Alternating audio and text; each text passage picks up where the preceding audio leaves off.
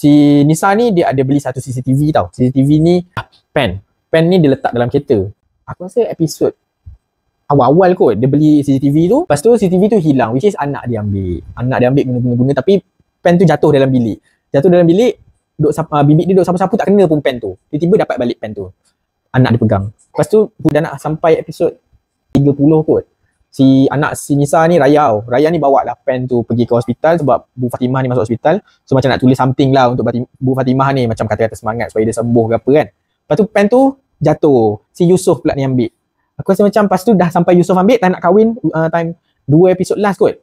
Pen ni si Aris nampak. So sebenarnya pen tu dah capture dah tahu apa yang berlaku antara Aris dan Rani ni yang boleh membuatkan diorang ni kantoi.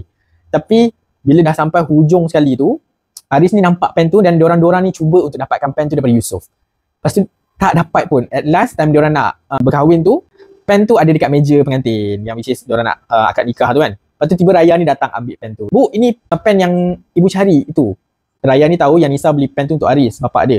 So dia cakap macam tu, and then dah momen-momen yang slow-mo semua. Aku rasa macam, weh, daripada episod awal sampailah habis kau sibuk lagi dengan pen tu. Kenapa kau tak buat je pen tu macam episod 25, pen tu dah dihapuskan ke apa ke. Benda tu lagi interesting daripada kau nak bawa isu pen tu sampai ke hujung. Aku rasa macam diorang ni ketahandusan idea ke apa. Itulah aku cakap, series ni tak sepatutnya ada. Sebab aku rasa movie tu dah cukup dah.